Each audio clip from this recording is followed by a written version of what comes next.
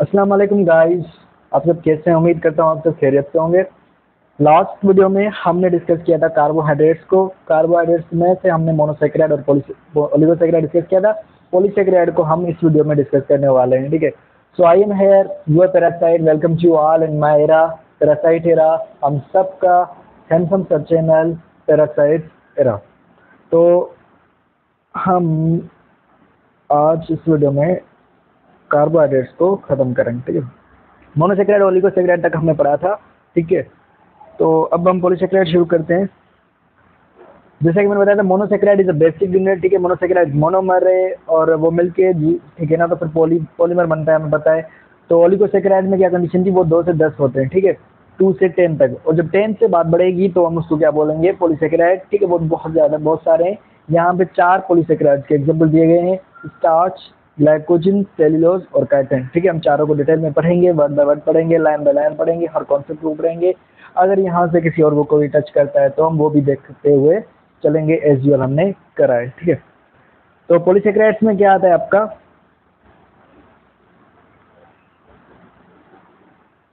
ठीक है, ढेर सारे मोनोसेक्राइड, थाउजेंड्स ऑफ मोनोसेक्राइड आपके जो मिलते हैं, वो फिर क्या बनाते हैं, पॉलीसेक्राइड।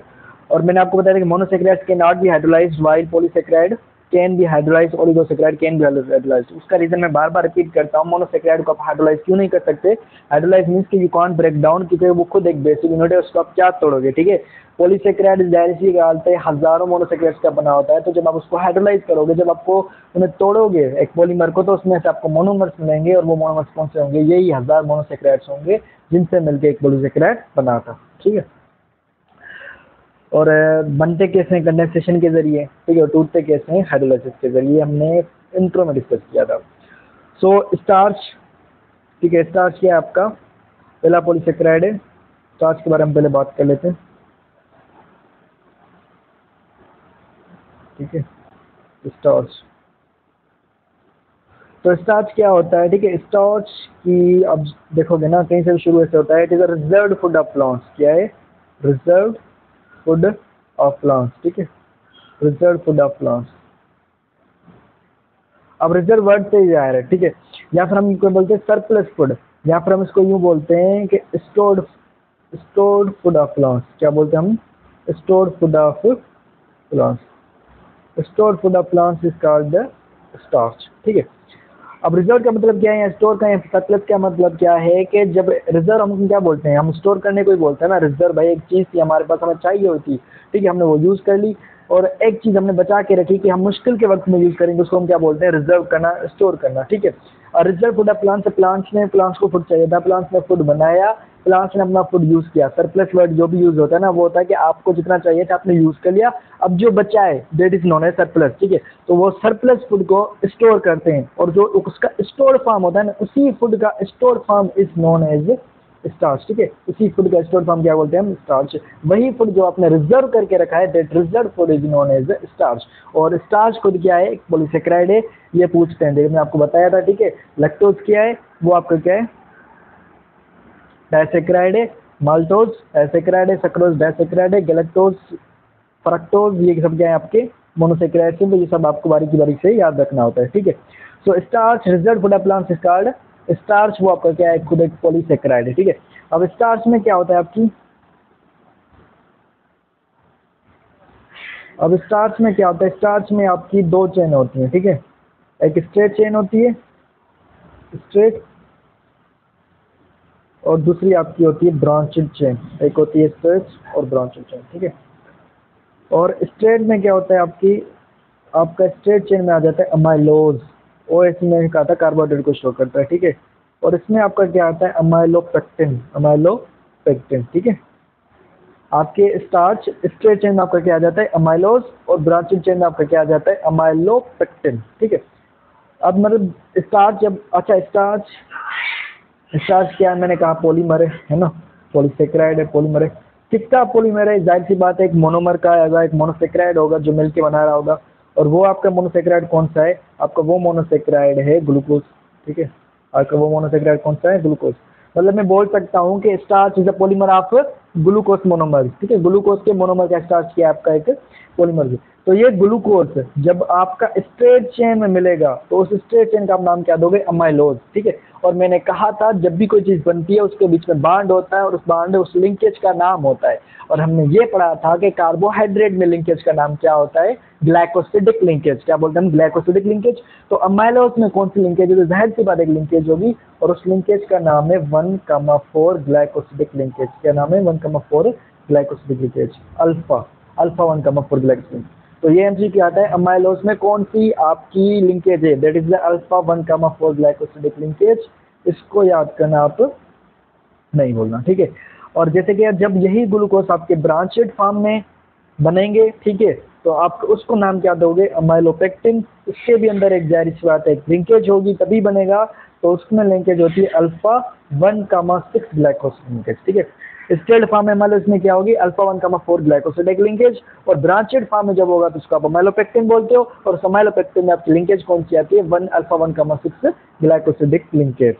ठीक है, तो ये होता है। और हम क्या बोलते हैं कि अमाइलोज जो है आपका वो सॉल्यूबल होता है। क्या होता है, अमाइलोज यूर सॉल्यूबल कहाँ पे, सिर्फ हॉट वाटर में। कहाँ पे, हॉट वाटर में आपका जो है ना वो अमाइलोज सॉल्यूबल होता है।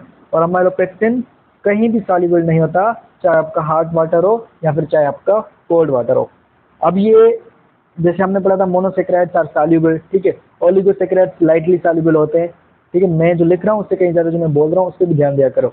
और हमने कहा था मोनोसेक्राइड स्वीट इन टेस्ट होते हैं, ओलिगोसेक्राइड आपके थोड़े लेस स्वीट होते हैं, पॉलीसेक्राइड आपके कंप्लीटली टेस्टलेस होते हैं। Polysaccharide are your tasteless, polysaccharide are insoluble. Polysaccharide क्या है आपके, insoluble most of the cases में। तो आपको ये सॉल्युबिलिटी और ये स्वीटनेस का केस क्या है उसकी मैं ट्रिक बता देता हूँ आपको, वो याद रख लेना कि मुझे बताने पिछले वीडियो में थी, मैं भूल गया था। सॉल्युबिलिटी, ठीक है, solubility and sweet, solubility sweetness क्या है आपकी, इज इनवर्सली प्रोपोर्शनल टू कॉम्प्लेक्सिबिलिटी। किसके साथ, कॉम्प्लेक्सिबिलिटी, कॉम्प्लेक्सिबिलिटी के साथ इनवर्सली। मतलब जैसे जैसे आपकी कॉम्प्लेक्सिबिलिटी बढ़ेगी आपकी सॉल्युबिलिटी और स्वीटनेस क्या करेगी, कम करेगी। यहाँ से आपकी ये बढ़ेगी, ठीक है, और ये डिक्रीज हो। कैसे, लाइक सपोज मोनोसेक्राइड बेसिक है ना, वो ज़्यादा स्वीट है, वो ज़्यादा सॉल्युबल है। ओलिगोसेक्राइड कॉम्प्लेक्सिबिलिटी बढ़ी, ठीक है, ये लेस स्वीट है, लेस सॉल्युबल है। पॉलीसेक्राइड कॉम्प्लेक्सिबिलिटी बढ़ी, ठीक है, स्वीटनेस बिल्कुल कम हो गई, टेस्टलेस हो गए, खत्म हो गए और इनसॉल्युबल हो गए। ठीक है, तो ये बात याद रख लेना।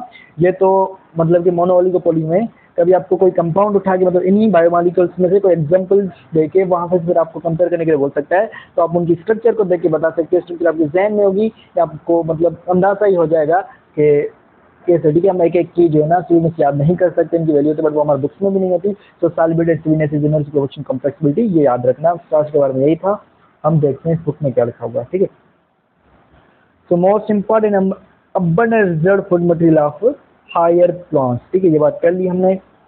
तो ये एग्जांपल दिए सीरियस लिग्यूम्स फैमिली ट्यूबर्स में स्ट्रेट चेन में होता है तो अमाइलोज, और इनसॉल्युबल होता है हॉट वाटर, सॉल्युबल होता है हॉट वाटर में, और ब्रांचेड में हम अमाइलोपेक्टिन बोलते हैं जो इनसॉल्युबल होता है हॉट और कोल्ड वाटर में। एक बात जो आपको याद रखनी है, आपको पता है कैसे चलेगा इस चीज में, स्टार्च है तो वो जब आप उसको आयोडीन से रिएक्शन कराओगे तो वो आपको कौन सा कलर देगा, ब्लू।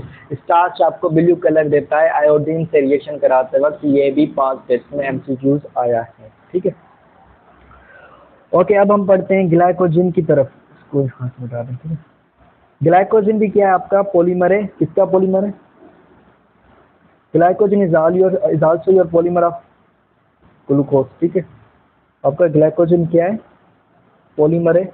किसका पॉलीमर है, ग्लूकोज का। ठीक, ओके, अब जो ग्लाइकोजन है वो क्या है, वही बात है, बट इसको हम बोलेंगे this is the reserved food या स्टोर्ड फूड ऑफ, किसका रिजर्व्ड और स्टोर्ड फूड है, एनिमल्स का। किसका फूड है, एनिमल्स का। ठीक है, ग्लाइकोजन इज अ रिजर्व्ड और स्टोर्ड फूड ऑफ एनिमल्स। ये आपको कहाँ मिलेगा, ये आपको बैक्टीरियाज में मिलेगा, एनिमल्स में मिलेगा। ठीक है, बैक्टीरियाज प्लस में किस में मिलेगा, एनिमल्स में मिलेगा। और अगर हम उनमें से भी बात करें तो आपको ये एनिमल्स में से मसल्स, ठीक है, मसल्स एंड लिवर सेल्स में मिलेगा। कहाँ पर मिलेगा, मसल्स और लिवर सेल्स में आपको क्या मिलेगा, ग्लाइकोजन मिलेगा। ठीक है, ग्लाइकोजन में इसको इसी वजह से आप कॉमनली क्या बोलते हो, एनिमल स्टार्च भी बोलते हो। क्या बोलते हैं मछली के, मतलब कि एनिमल का स्टार्च क्या है, स्टोर्ड फॉर्म ऑफ प्लांट, ठीक है। Stored food of plant is called starch, stored food of animal is called glycogen, so that's why it is known as animal starch. अच्छा, हमने कहा ना कि स्टोर्ड फूड, ये बात मेरे ध्यान में रखना, हमने कहा ना कि stored food of plant is called starch, तो एक एमसीक्यू होता है कि सोर्स ऑफ प्लांट्स, ठीक है, सोर्स ऑफ स्टार्च,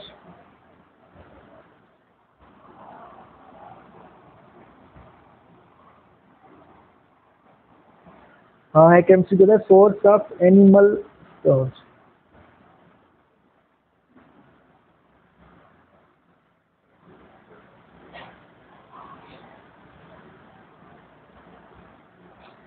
ठीक है, so that's why it is known as animal starch भी बोलते हैं हम इसको। जैसा कि मैंने आपको बताया कि ये बैक्टीरिया फंजाई एनिमल्स में आपको मिलता है, और वहाँ भी आपको लिवर और मसल्स में ज़्यादा मिलेगा, और ये आपको क्या देगा, ठीक है, this gives red colour with iodine. जब भी आप आयोडीन की बात करोगे ना, आयोडीन से इसको रिएक्शन मतलब कराओगे तो आपको क्या देगा, रेड कलर, और स्टार्च आपको क्या देता है, ब्लू कलर। अब ये वाली स्ट्रक्चर्स देखना आप, ठीक है, ठीक है, अब ये चारों एक साथ दिख रहे हैं, ठीक है, इसको हम मिटा देते हैं। अब देखो ये एक मोनोमर है, ये दूसरा मोनोमर है, तीसरा है, चौथा, आपस में ये लिंक है ना, जाहिर सी बात है बहुत ज़्यादा मोनोमर्स मिलेंगे तो आपको एक पॉलीमर बनेगा। अब लिंकेज देखो कहाँ पे, लिंकेज है आपकी यहाँ पे, लिंकेज है आपकी यहाँ पे, वन कम वन, ये देखो ये कार्बन आपका 1 है, और ये आपका कार्बन कौन सा है, 4, 1,4, ठीक है। 1 और 4 कार्बन के बीच में जो आपकी लिंकेज बनेगी उसको हम क्या बोलेंगे, अमाइलोज, उसको क्या बोलेंगे हम, अमाइलोज, ठीक है। और अमाइलोपेक्टिन की तब बनती है, इसमें दिखाई नहीं है, जब आपकी ब्रांचेड स्ट्रक्चर होती है तब आपकी क्या बनती है, अमाइलोपेक्टिन, और उस वक्त 6 और 1 के बीच में क्या बनेगी, आपकी लिंक बनेगी, तो ये अमाइलोपेक्टिन और अमाइलोज, ठीक है। यहाँ पे मैंने 1,4 लिंकेज शो किया, 1,6 शो नहीं किया, और उन्होंने लिखा कि वो उससे ब्रांच पॉइंट में आपकी शो होती है, और अल्फा कार्बन बोलते हैं हम उनको, मतलब स्टार्ट वाला कार्बन। तो यही था, ठीक है, बहुत इंटरेस्टिंग था और सिंपल था। अब नेक्स्ट आता है हमारा सेल्यूलोज, ठीक है, मोस्ट अबंडेंट, ठीक है ना, most abundant carbohydrate in nature, पहली लाइन लिख रही है, most abundant carbohydrate in nature, ठीक है, मोस्ट अबंडेंट कार्बोहाइड्रेट नेचर। और ये मैंने आपको शुरू में ही बता दिया था कि जब आपसे पूछे कि most abundant organic compound in living cell तो आप बोलोगे प्रोटीन, ऑर्गेनिक को हटा के पूछे तो आप बोलोगे वाटर, और अगर आपको ऐसे बोले कि नेचर में तो आप बोलोगे सेल्यूलोज। ये मैंने आपको डिफरेंस करवाया था। तो और ये भी किसका है, ग्लूकोज का ही पॉलीमर है, ठीक है, this is also glucose polymer, और ये इनसॉल्युबल होता है वाटर में। मैंने आपको बताया था कि भाई जैसे जैसे आप आगे चलते सॉल्युबिलिटी खत्म हो जाएगी। अरे ब्लू कलर से दिख नहीं रहा, चलो इसके बारे में मैं भी आपको एडवांस में बता देता हूँ, बुक से पढ़ लेते हैं बाद में।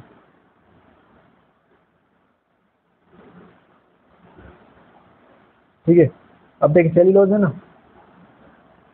सेल्यूलोज, ठीक है, सेल्यूलोज भी किसका है, आपका ग्लूकोज का पॉलीमर है, ठीक है। और सेल्यूलोज जैसे स्टार्च आयोडीन से मिलकर मोस्ट अबंडेंट है ये सेल्यूलोज, ठीक है, जैसे स्टार्च आयोडीन से मिलकर ब्लू कलर दे रहा था, ग्लाइकोजन आपको रेड कलर दे रहा, सेल्यूलोज आपको कोई कलर नहीं देता टेस्ट के टाइम। जब आपको कोई कलर नहीं मिले तो आप समझ जाओगे इसमें क्या है, सेल्यूलोज है, ठीक है। और सेल्यूलोज का एक इंपॉर्टेंट वाइटल रोल है प्लांट सेल्स में। मैंने आपको बात, अगर सेल्यूलोज आपको प्योर फॉर्म में मिलना है कहीं तो आपको कहाँ मिलेगा, पेपर में। बहुत ज़्यादा बातें मैंने आपको इंट्रो में बता दी है एमसीक्यूज़ को लेके। और अगर हम बातें करें, ये एक डाइजेशन से रिलेटेड है, ठीक है, बट यहाँ पे इसमें जिक्र किया है तो हम उसको देख लेते हैं। सेल्यूलोज के not be digested by human, human cellulose को डाइजेस्ट नहीं कर सकते। क्यों? क्योंकि सेल्यूलोज को डाइजेस्ट करने के लिए आपके पास चाहिए सेल्यूलेज एंजाइम। कौन सा एंजाइम? सेल्यूलेज एंजाइम, जो हमारे पास नहीं है, ठीक है। तो आप बोलोगे फिर हम प्लांट्स तो खाते हैं, फिर हम उनको डाइजेस्ट कैसे करते हैं, ठीक है। हमारे डाइजेस्टिव ट्रैक्ट में फ्रेंडली बैक्टीरिया हैं। कौन से हैं? फ्रेंडली बैक्टीरिया, जो सेल्यूलोज को डाइजेस्ट करने की हिम्मत, ताकत, या उनको बोलो उनके पास एंजाइम है जिससे वो सेल्यूलोज को डाइजेस्ट करते हैं। तो इस हिसाब से हम सेल्यूलोज खा पाते हैं, मतलब प्लांट्स खा पाते हैं। बाकी आप सेल्यूलोज को डाइजेस्ट नहीं कर सकते, ठीक है, ह्यूमंस डाइजेस्ट नहीं कर सकते क्योंकि we don't have a cellulose enzyme.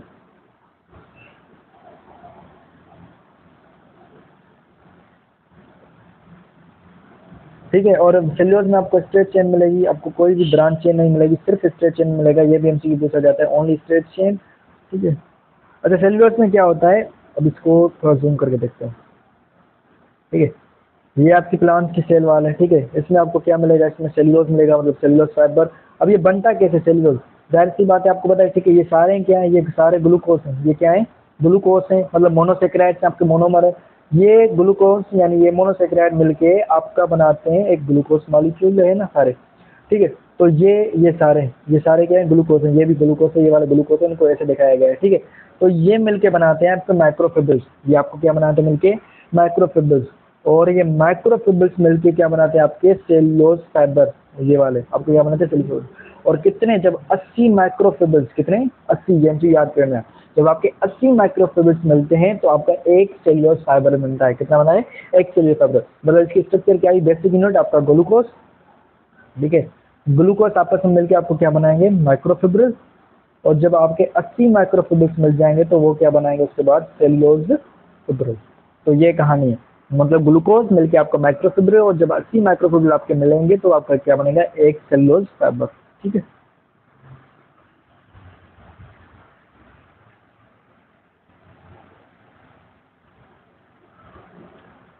Okay, हमारा ये लास्ट पॉलीसेकेराइड है, दैट इज अ काइटिन, ठीक है। क्या है हमारा, काइटिन।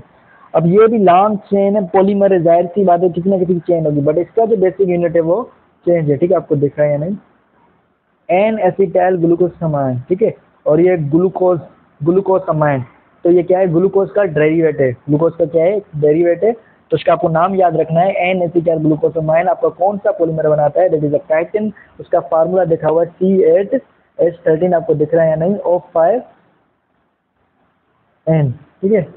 इस एन को नोट करना। और यहाँ पे लास्ट में जो एन दिया हुआ है, ये एन होता है जब भी आप कोई पॉलीमर की बात करते हो ना, ऑर्गेनिक केमिस्ट्री में आप देखोगे जब पॉलीमराइजेशन होती है ना, तो आप पॉलीमर की बात करते हो, आप लास्ट में एन देते हो कि भाई कितने भी आ सकते हैं, ठीक है। सो C8H13O5N, ठीक है। ये क्या है, आपका काइटिन का फार्मूला है। अब काइटिन की स्ट्रक्चर यहाँ पे लिखा हुआ है, जैसे similar to cellulose forming crystalline nanofibrils, मतलब जैसे सेल्यूलोज में आपके यहाँ पे फिब्रिल्स बनाए थे माइक्रोफिब्रिल्स, वैसे ही काइटिन भी क्या कहलाते हैं आपके नैनो, मतलब छोटे फिब्रिल्स बनाता है। और इसका अब ये बात देखने की, अब ये बोला फंक्शनल ये सिमिलर किससे, केराटिन प्रोटीन से। अब ये काइटिन आपका केराटिन प्रोटीन से कैसे सिमिलर है, अब इसको देखते हैं हम यहाँ पे, ठीक है। तो इसको मिटा देते हैं।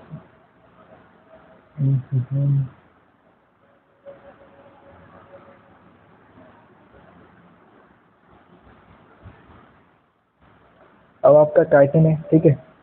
इसने बोला it is similar with keratin. अब केराटिन क्या करता है, आपकी स्ट्रक्चर में हेल्प करता है। कैसी स्ट्रक्चर, केराटिन आपको नेल्स में मिलेगा, केराटिन आपको स्किन में मिलेगा, ठीक है। केराटिन आपको फीडर्स में मिलेगा, केराटिन आपको किस में मिलेगा, हेयर में मिलेगा, ठीक है, बर्ड्स के फीडर में मिलेगा। तो ये केराटिन के काम है। अब मैं इसी को आप रिसेंबल करो काइटिन के साथ, ठीक है। काइटिन क्या करता है, काइटिन आपका स्ट्रक्चर में रोल करेगा, किसे, आपको अर्थोपोड्स में मिलेगा, ठीक है। अर्थोपोड्स के स्केलेटन में मिलेगा, एक्सोस्केलेटन में मोस्टली आपको एक्सोस्केलेटन में मिलेगा, ठीक है। तो उसकी क्या बोलते हैं, फंजाई, ठीक है, फंजाई की सेल वाल में मिलेगा आपको काइटिन। मतलब ये ऐसे ये बोल रहा है ना फंक्शनली, तो केराटिन का भी काम है आपकी स्ट्रक्चर को मेंटेन करना, काइटिन का भी काम क्या है आपकी स्ट्रक्चर को मेंटेन करना। इन सेंस आप ले सकते हो कि they are similar in the function, ठीक है। और काइटिन का फार्मूला देखा आपने, इट इज C8H13, ठीक है, O5N। ये कहाँ गए, O5N, ओके, ठीक है। आप यहाँ पे देखें, अच्छा इसमें इसके इसके जो है ना, इसमें आपको नाइट्रोजन भी मिल रही है, ठीक है ना, मतलब इसके फार्मूला में। अब मैंने आपको बताया था जो फोन होता है, ठीक है, फोन, ठीक है, फ्लोरीन, ऑक्सीजन, नाइट्रोजन। तो ये तीनों हाई इलेक्ट्रोनेगेटिव एलिमेंट्स होते हैं जो आपकी हाइड्रोजन बॉन्डिंग बनाते हैं, ठीक है। तो यहाँ पे नाइट्रोजन के होने की वजह से काइटिन आपकी हाइड्रोजन बॉन्डिंग बनाते हैं, याद रखना। और आपको modified form chitin is modified polysaccharide, उसको हम देखते हैं आगे। अब देखो काइटिन आपको प्योर फॉर्म में मिलेगा, और उसके साथ chitin is a pure and unmodified chitin is. अब काइटिन की जब आपकी प्योर फॉर्म की बात करोगे, अनमॉडिफाइड काइटिन वैसे क्या है, मॉडिफाइड फॉर्म ऑफ पॉलीसेकेराइड, ठीक है। बट जब कैटिन आप प्योर में और अनमोडिफाइड फॉर्म में लोगे, ठीक है, उसमें कोई मॉडिफिकेशन नहीं आई हो, तो वो आपको कैसा मिलेगा, ट्रांसल्यूसेंट, ठीक है, सॉफ्ट और प्लायबल मतलब कि फ्लेक्सिबल। प्लायबल मतलब क्या बोलते हैं हम, फ्लेक्सिबल, फ्लेक्सिबल, ठीक है, फ्लेक्सिबल बोलते हैं। और ये है रिपेलेंट में आपको दिखा, ठीक है, रिपेलेंट, और प्रोनाउंसिएशन मत जाना मेरी पे। इसका मतलब होता है ऐसी प्रॉपर्टी, ठीक है, जो रबड़ होता है ना, रबड़ हम उसको स्ट्रेच करते हैं, ठीक है, उसकी शेप चेंज हो जाती है, और जब हम उसको छोड़ते हैं तो वो अपनी शेप रीगेन कर लेता है। मतलब किसी डिस्टर्बेंस के बाद वो अपनी फॉर्म रीगेन कर दे तो उसको बोलते हैं हम रिपेलेंट। कैटिन की ये प्रॉपर्टी किसी फॉर्म में, प्योर और अनमोडिफाइड फॉर्म में, बट मोस्टली कैटिन आपको मॉडिफाइड फॉर्म में मिलेगा, ये बात याद रख लेना, ठीक है। ये मैंने आपको पहले ही बताया कि quite tough in most arthropods में, ऑर्थोपोड में आपको टफ मिलेगा कि उनको एक्सोस्केलेटन बना होता है, मोस्टली आपको कहाँ किस फॉर्म में मिलेगा, मॉडिफाइड फॉर्म में। और ऑर्थोपोड का जो स्केलेटन होता है ना, वो आप बनाते हो कैल्शियम CaCO3, इसमें क्या होता है, कैल्शियम कार्बोनेट होता है, ठीक। और ये प्रोटीन मैट्रिक्स जो होता है, जो स्केलेटन का मैट्रिक्स मतलब फ्लूइड को बोलते हैं, उसमें भी आपको मिलेगा कैल्शियम कार्बोनेट है। और ठीक है, वो स्केलेटन किसके, मोलस्किस के, क्लेरिशस के, ये आप पढ़ोगे, ठीक है, मतलब एनिमलिया में मोलस्किस के यहाँ पे सॉफ्ट बॉडीड एनिमल्स होते हैं, ठीक है। हमारे डिफरेंट जो है ना फाइलम में, एक फाइलम में याद कर लो। और हार्ड होता है मतलब जब आपका स्केलेटन बनाएगा तो। ओके, ये लॉस्ट है, यहाँ पे लिखा है स्टीरियो आइसोमर्स, ठीक है, स्टीरियो आइसोमर्स, क्या लिखा हुआ है, स्टीरियो आइसोमर्स। मैंने आपको बताया था आइसोमर्स हम बोलते हैं, ये केमिस्ट्री की टॉपिक है पूरी, ठीक है। आइसोमर बोलते हैं हम जिस कंपाउंड को आप मतलब उसका मॉलिक्यूलर फॉर्म सेम हो और उसकी स्ट्रक्चर डिफरेंट हो, ठीक है। चलो मैं आपको यहाँ पे समझा लेता हूँ। फॉर सपोज एक कंपाउंड होता है C4H10 जिसको हम बोलते हैं ब्यूटेन, ये एग्जांपल के लिए, ठीक है। अब इसको मैं ऐसे ऐसे ऐसे लिख सकता हूँ, इसकी स्ट्रक्चर मत जाना, बस समझना कि आइसोमर में आपकी शेप कैसे चेंज होती है, ठीक है।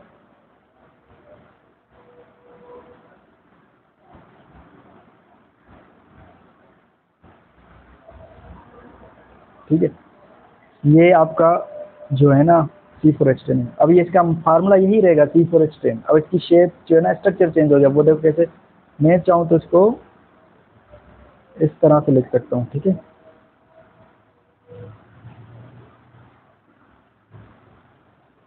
तो देखो ये पहले लीनियर था, अब ये ब्रांचेड में आ गया। तो आइसोमर ऐसी चीज को बोलते हैं जिसका आपका फार्मूला वही रहे बट आपकी शेप चेंज हो जाए, that is known as isomer. इसको आप याद ना रखें फर्स्ट ईयर के स्टूडेंट्स के लिए, बट आप इसकी डेफिनेशन और कॉन्सेप्ट अपने जहन में रखें। तो आइसोमर के काफ़ी टाइप्स हैं, उनमें से एक टाइप है स्टीरियो आइसोमर। क्या बोलते हैं हम, स्टीरियो आइसोमर, ठीक है। स्टीरियो वर्ड बोलते हैं हम कॉन्फ़िगरेशन को, ठीक है, उसकी ओरिएंटेशन को। जब अब ये था एक स्ट्रक्चर को लेके, बट जब उसकी ओरिएंटेशन में चेंज आए ना, ठीक है, उसकी कॉन्फ़िगरेशन में चेंज आए तो उसको बोलते हैं स्टीरियो आइसोमरिज्म। उसका एग्जांपल यहाँ दिया हुआ है, वहाँ ही देख लेते हैं, और मैंने पहले ही दिखाया हुआ है आपको ये। अब इसकी ओरिएंटेशन में चेंज कैसे आ रहा है यहाँ पे देख लेते हैं, ठीक है। ये डी ग्लूकोज की बात करते हैं, ठीक है। यहाँ पे डी ग्लूकोज लिखा है, एल, डी की हम पहले ही बात करें, इसको बोलते हैं D for dextro, L for laevo, ठीक है। तो डी हम यूज करेंगे जब आपका ये OH ग्रुप राइट साइड पे लगा हो। कहाँ लगा हुआ है, राइट साइड पे, तो उसको बोलते हैं D glucose. That's known as right handed sugar, ये नाम देने के लिए, आइसोमर्स की पहचान के लिए, ठीक है। और एल ग्लूकोज मतलब लेफ्ट हैंड ग्लूकोज, लेफ्ट कब, जब आपका OH ग्रुप लेफ्ट पे लगा हो। अब इन दोनों को हम बोलते हैं मिरर इमेजेस। क्या बोलते हैं हम, मिरर इमेजेस। आप मिरर में रखते हो ना, लाइक हमारा राइट हैंड होता है, वो मिरर में हमें लेफ्ट हैंड नजर आता है, ठीक है। तो these are known as mirror images.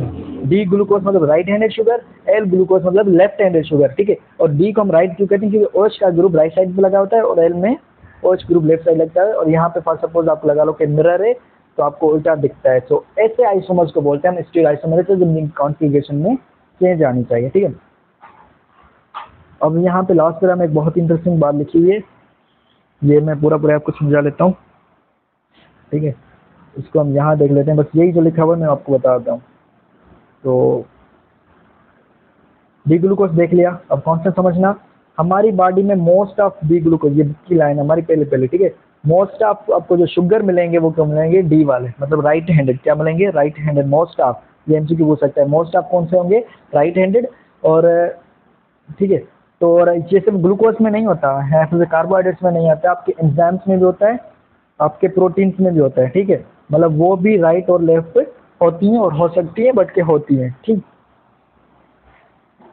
तो अब जो डी ग्लूकोज एंजाइम है उनको कैटेलाइज कर सकता है सिर्फ डी ग्लूकोज जो है, ठीक है। डी ग्लूकोज जो कंपाउंड है डेक्स्ट्रो वाले हैं, डी ग्लूकोज पॉलीसेकेराइड है, उनको ग्लूकोज नहीं लिखते हम, शुगर्स लिखते हैं, ठीक है। बार बार ना हमको बोलना पड़ेगा।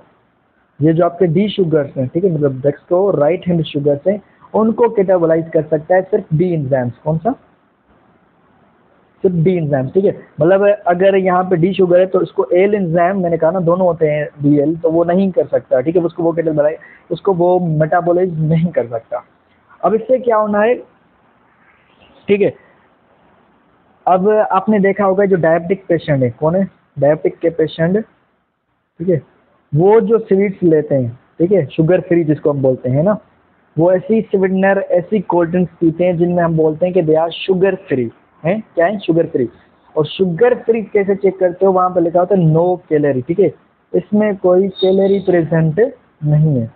These are the sugar free and there are no any calorie present, ठीक है। जो डायबिटिक पेशेंट आपकी जो भी स्वीट लेते हैं वो शुगर फ्री, तो उसका कैलोरी नहीं होती। तो मैं बताता हूँ ये कैसे होता है, मतलब ठीक है। अब आप जो स्वीट ले रहे हो, आप मीन्स के शुगर पेशेंट को आप जो स्वीट दे रहे हो, उसको आप जो ग्लूकोज देते हो, जो शुगर देते हो, वो सारी की सारी लेफ्ट होती है। कौन सी होती है? सारी की सारी आपकी लेफ्ट शुगर्स होती हैं, ठीक है, लेफ्ट हैंडेड शुगर होती हैं। और हमारी बॉडी में एंजाइम्स कौन से मिलेंगे आपको? D enzymes, right handed enzymes. और डी एंजाइम आपको लेफ्ट हैंड को कैटेलाइज ही नहीं करने वाला, उसको मेटाबोलाइज ही नहीं करने वाला, उसके साथ कैटालिटिक रिएक्शन ही नहीं करने वाला, ठीक है। लाइक एंजाइम में होती है ना, एक साइड होती है एक्टिव साइड, एंजाइम के बाद नेक्स्ट चैप्टर में पढ़ेंगे, और एक होती है कैटालिटिक साइड। क्या होती है? कैटालिटिक साइड, ठीक है। कैटालिटिक साइड वो होती है जहाँ पे आपका रिएक्शन होता है। अब ये एल शुगर डी एंजाइम की कैटालिटिक साइड पे फिट ही नहीं आने वाला, ठीक है। मतलब जब फिट नहीं आएगा तो आपको मेटाबोलाइज नहीं करेगा, उसको वो कैटाबोलाइज नहीं करेगा, उसको तोड़ेगा नहीं। जब कोई तोड़, अब पता है कैलोरी क्या है? एनर्जी है। कोई भी एनर्जी आपको तब मिलती है जब बांध टूटता है, ठीक है। जब मेटाबोलाइजेशन होती है, बांध टूटता है, कैटाबोलाइजेशन होती है, उसके बाद आपको मिलती है एनर्जी, वो चाहे किसी फॉर्म में, कैलोरी में हो या फिर किसी और फॉर्म में। यहाँ पे जब कोई रिएक्शन, और तोड़ने वाले कौन होते हैं? एंजाइम। यहाँ एंजाइम भाई उसको जज करने के लिए, उसको उसके साथ रिएक्शन करने के लिए तैयार ही नहीं, भाई मैं इसको एक्सेप्ट, मुझे चाहिए ही नहीं ना, ये मेरे को, मैं क्या करूँगा इसका, ठीक है। वो लेफ्ट में डी, मुझे नहीं चाहिए। वो कैटालिटिक साइड उसकी एक्सेप्ट नहीं करती, वो वहाँ पे आता ही नहीं है। जब आएगा ही नहीं तो कैटालिटिक रिएक्शन नहीं होगा, जब मेटाबोलाइजेशन नहीं होगी तो कैलोरी नहीं पैदा होगी। और ये बहुत इंटरेस्टिंग है। और जब कैलोरी पैदा नहीं होगी तो वो शुगर वाले पेशेंट को क्या करेगी? कुछ भी नहीं करेगी। मतलब जो मैं जो समझाना चाह रहा हूँ समझ गए होगे। जो शुगर पेशेंट को आप जो स्वीट देते हो वो लेफ्ट शुगर होती है, ठीक है। और हमारी बॉडी में डी एंजाइम होते हैं, तो इनके बीच में रिएक्शन ही नहीं होता है, कोई कैलोरी बनती नहीं है, ठीक है। तो जिसकी वजह से हम बोलते हैं कि शुगर फ्री है, उनको कोई डैमेज नहीं हो रहा है, ठीक है। तो यहाँ तक हमने कार्बोहाइड्रेट्स कर लिया। इस पूरे पैरा में यही है, मैंने जो बताया आपको। अगर फिर भी कुछ रह गया हो तो आप पूछ सकते हो कमेंट सेक्शन में। And thank you guys. मेरी कोशिश होगी मैं दिन ब दिन इम्प्रूव करूँ, शायद मुझे लग भी रहा है मेरे पहले लेक्चर से अब तक इम्प्रूव है। और मैं जो है ना आपके साथ हूँ, सबके साथ, और जल्दी जल्दी से हम करेंगे फर्स्ट ईयर की bio. So guys thank you so much for your time, और कीप इट अप।